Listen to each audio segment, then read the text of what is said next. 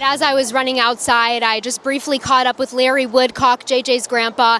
I asked him how he's feeling. He said, wonderful. And look right here, there is a big tree completely uprooted. The levy passes, taxpayers would pay roughly $91 for $100,000 of taxable assessed value, but that number could drop to as low as $7 to $12. We chatted with the owners of this home. We're leading earlier in the night, but you're trailing now. How are you feeling? I just got off the phone with the spokesperson a couple minutes ago, and she says she doesn't expect to release any more information about this shooting in the coming days. Of course, we will try to keep pushing. 11, 12, 13. Child care centers are counting the days 14. until families can start applying for the Idaho Child Care Program again. I don't think you can afford not to fund this program. ICCP helps eligible families pay for child care with federal dollars. Care House Learning Center is one of several Treasure Valley centers that told KTVB their fall enrollment is down because the Department of Health and Welfare paused the program in August. It also delayed benefit hikes for families. Last fall, we had 15 new kids start, and this fall we've had 5. Putting the center in what Rebecca Grind's staff calls a unique struggle, where families can't afford to pay more, but we can't just offer care that doesn't cover our costs. Health and Welfare wouldn't do an interview with me, but its director said in a letter to lawmakers it recognizes decisions like these are never easy. And they had to act now to get a grasp on a forecasted $15 million budget deficit. This is one of the worst case scenarios for any small city. The disappearance of Michael Monkey Vaughn. He is energetic, very inquisitive, loves the moon and stars.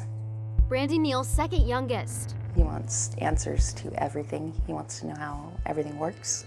Neal wears reminders of him as she tries to make sense of all that's happened since the phone call from Monkey's dad that forever changed their lives in July 2021. He was frantic and told me he couldn't find Michael. I'd just gotten home from work. It's a day Fruitland Police Chief J.D. Huff will never forget either. I received a phone call from my captain. He just explained that we had a missing child. Huff says it soon became clear this case was different. In those places where we would commonly see or find those children that were, lost for a little while, all of those areas had been checked, and Michael was not there. We started looking at it from the criminal aspect at that point. And it just kind of all melds together. Just searching the questions, the worry. It felt like the whole world just stopped. And then kept going. Huff says they've never stopped digging. The last major breakthrough in the case was more than 2 years ago. It's what takes care of us. It's what sustains us. The South Fork of the Salmon River, the ancestral homelands of the Nez Perce people.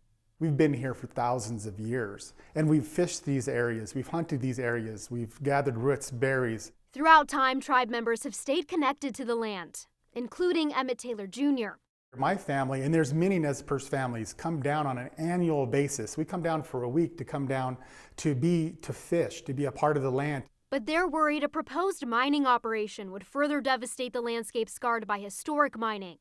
Boise-based Perpetua Resources hopes to mine the Stibnite district for gold and other rare elements. This would be one of the largest gold-producing mines in the United States. We evaluated what they were trying to propose, and at the scale of what they're trying to do, the tribe just had no other choice but to just oppose this project in its entirety. The Idaho Conservation League opposes the project too. It's a high-risk mining project from our perspective. Regardless of what they've done to you.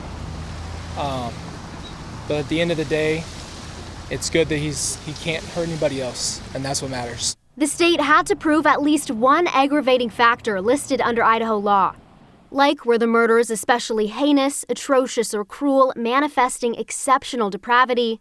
Yes. Did he show an utter disregard for human life? Yes. Did he commit the murders for financial gain? Yes. The jury found all aggravating factors for the murders were true. Afterward, prosecutors thanked law enforcement who worked tirelessly on the case.